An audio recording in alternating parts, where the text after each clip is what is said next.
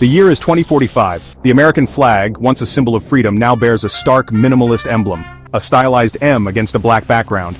Gone are the stars and stripes, replaced by the insignia of Musk Industries. This is the new America, a nation remade in the image of its architect, Elon Musk.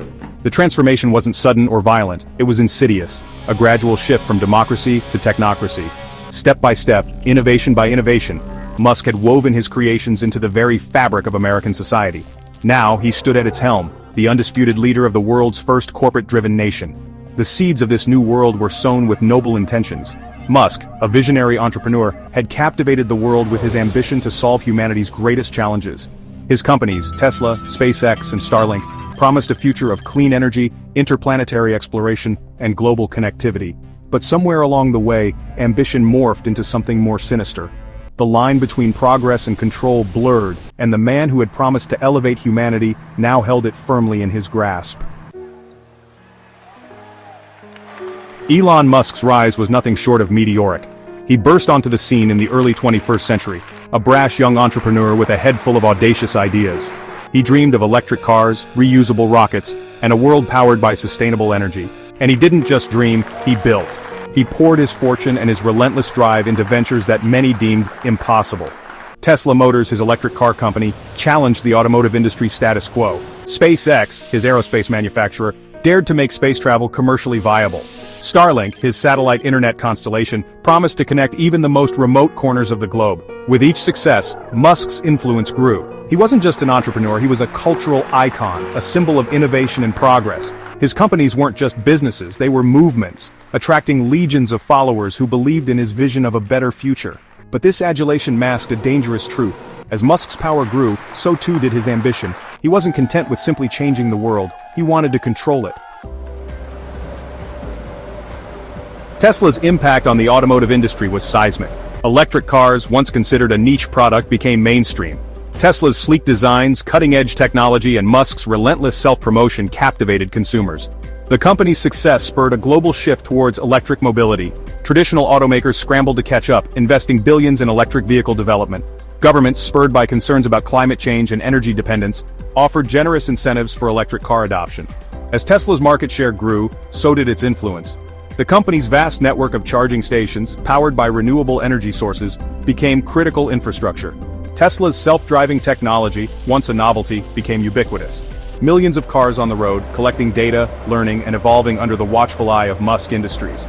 This data, Musk argued, was essential for optimizing transportation networks, reducing accidents, and improving urban planning. But it also gave him unprecedented insight into the movements and habits of millions of Americans. SpaceX's achievements were no less impressive. The company's reusable rockets slashed the cost of space travel, making it possible for private companies and even individuals to reach for the stars. SpaceX launched satellites, cargo missions to the International Space Station, and even tourists into orbit. Musk's ultimate goal, however, was Mars. He envisioned a self-sustaining colony on the Red Planet, a backup plan for humanity in case of disaster on Earth. The privatization of space, once unthinkable, became the norm.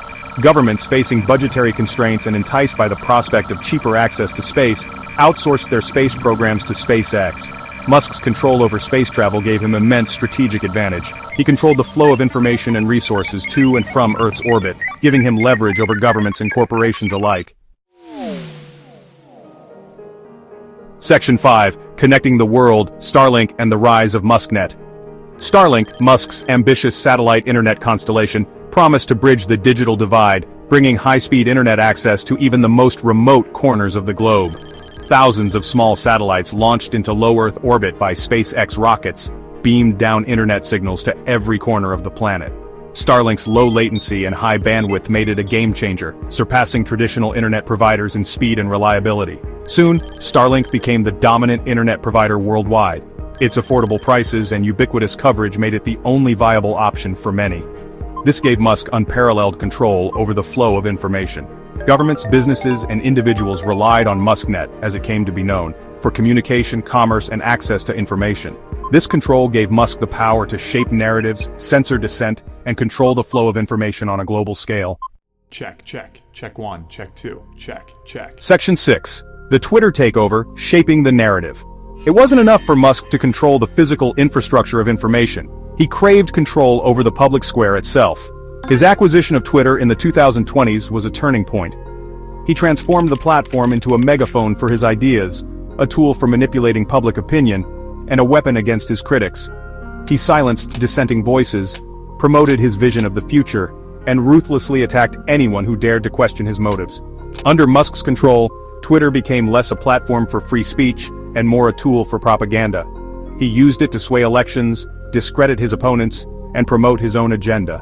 The lines between news and opinion, truth and falsehood, blurred beyond recognition. Public discourse, once a messy but vibrant marketplace of ideas, became a carefully curated echo chamber reflecting Musk's worldview. Section 7 of Neuralink: The Dawn of the Augmented Citizen. Musk's ambitions extended beyond the physical and digital realms. With Neuralink, he set his sights on the human mind itself.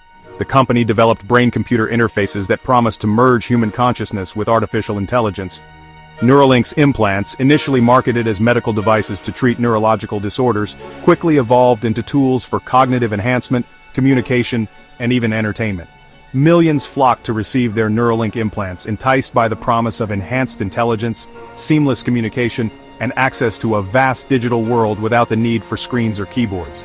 But the implants also provided Musk with a direct link to the minds of his citizens. He could monitor their thoughts, emotions, and even influence their behavior. Section 8. The Resistance, a flicker in the digital darkness. Not everyone embraced Musk's technocratic rule. A resistance movement emerged from the shadows, a disparate group of hackers, activists, and ordinary citizens who refused to surrender their freedom and autonomy.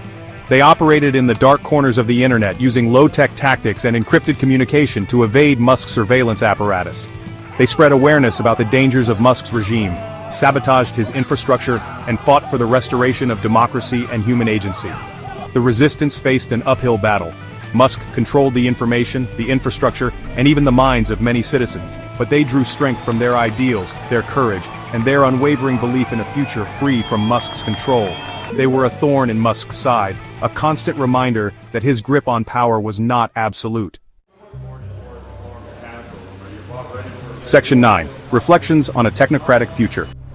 The rise of Elon Musk and his transformation of America into a technocratic state is a cautionary tale. It highlights the seductive allure of technology, the ease with which good intentions can be twisted, and the importance of safeguarding freedom and democracy in the face of unchecked power. It forces us to confront uncomfortable questions about the future we are creating and the role we want technology to play in our lives. Will we become slaves to the very technologies we create, our thoughts and actions controlled by algorithms and corporations? Or will we find a way to harness the power of technology while preserving our humanity, our freedom, and our right to self-determination? The answer, as always, lies in our own hands.